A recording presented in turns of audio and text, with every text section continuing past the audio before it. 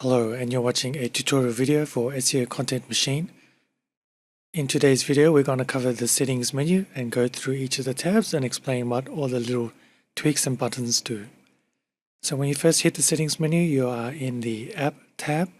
Now you have the first is your UI language selector. So currently what the app will do is it will take any of these languages and put them through just very simple Google Translate. The app is natively in English, but when you click on another language, it will change to that selected language. Now, the only thing with this is when you restart the app, it's not going to put back your UI language because there's a bug currently with how Google Translate works.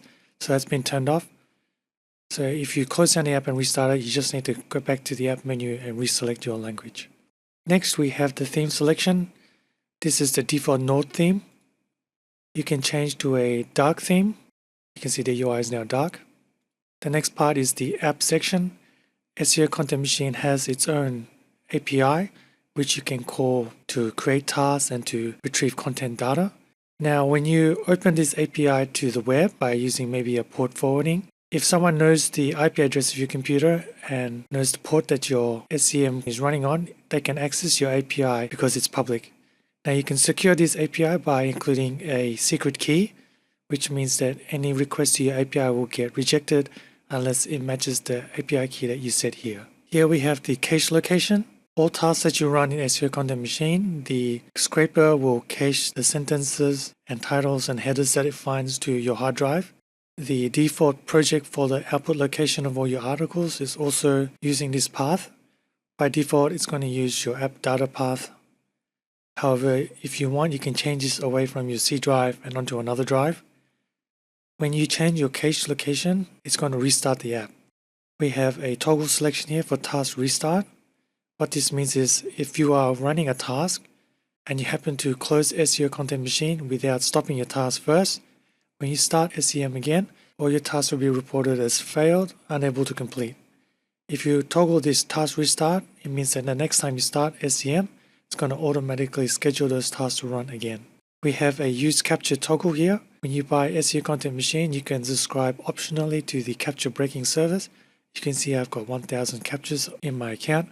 What the captchas do is that when it finds a captcha request by Google, when you're doing any form of Google search, it will use these captcha to automatically solve the captcha request. If you don't need to use captchas because you don't have any captcha credits, and another reason why you might not need it is because you're using proxies, and some proxies just don't support captcha solving. You can save credit by turning it off globally by clicking on this toggle. Here we have the Task tab. This is where you're going to find all your global settings for each task, and most of these settings will configure the wait timeouts and a number of threads. So you can see for the article creator, you can run up to 4 article creator tasks at once. So let's set this back down to 1, for example. Next, you see AI threads. Anytime you're using the AI writer, you can run multiple prompts in parallel.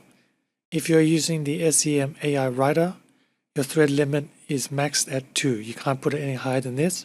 If, however, you're using your own AI service, you can saturate the number of threads so that you stay under the maximum API request limit for your AI service.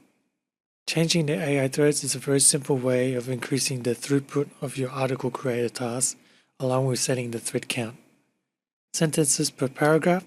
If you're using the article creator scrape content generator, what it does is it breaks content down into sentences first and then combines them together to make a paragraph.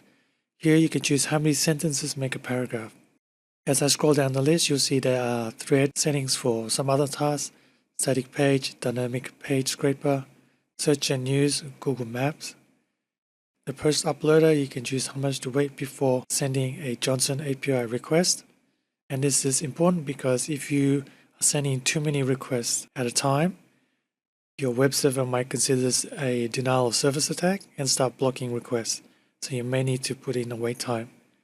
I don't recommend you enable XML RPC first, as this is technically a deprecated way of posting content to your WordPress blog. And finally, your post emailer, same, you can put an email wait so that you don't look like you're spamming too much emails at once. Under the Search tab, this is where you can change the default search engine. When you first install SCM, It's going to start with Google.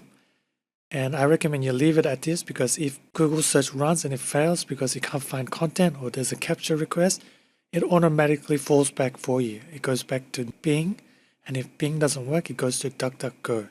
You can of course manually change this to select any service you want. If you select Bing or DuckDuckGo, just know that you can't access any Google people also ask scraping data. This is your search wait time between requests to a search engine. I recommend you use this wait time value to keep your search RPM under 0.5. You can see your current search RPM listed here in this label, and this tracks all your Google search requests over an hour period. In my testing, if you're doing more than 6 requests to Google in a minute, you're going to start seeing a lot of Google captcha requests. By keeping the search RPM low, you avoid these requests. Anytime you do a search engine request, if there's an error, you can change the number of retries before it moves on to the next search engine in this list. Finally, we have the number of seconds to wait between each retry.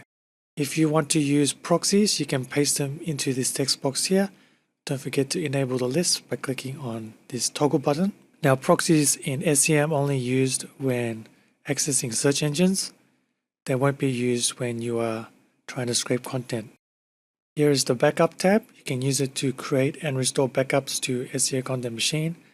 The backups are your task data, your application settings, and also your SCM Content Machine database. We have a couple of utility buttons. The first one is to locate the SCM database. You can locate the install of SCM Content Machine. When you are running some of the scrapers, SCM Content Machine likes to cache data, especially in the article creator. You can always recover some hard drive space by pressing on the delete cache button. Here we have the compact database button. If you are finding the SCM Content Machine is a bit slow with displaying all your tasks, you might try giving this button a go. Now, this only really makes sense once you start having tasks in the thousands. If you have any problems with your SCM Next database, you can restore it from a backup, and you can also recover from an existing database file. If you are using Google Search and you want to get personalized results, or you feel that you get less captchas, you can actually log in to a Google account, and this login will be used to run all the Google scraping. If you need to log out, you can always clear the cookies. Down the bottom here, we have some test buttons that allow you to debug any problems with search engines. You're not really going to be wanting to click on these buttons normally. It's more something I might ask you to do when you come contacting me for some support. Finally, we have the Notify tab. If you're running any article creator task, if you click on Send Email and enable this feature, once you put in an SMTP server, you'll get an email telling you when tasks are running and when they stop and start. If you have any questions about what you've seen today, please jump on our website at scmcontentmachine.com and get in touch with us.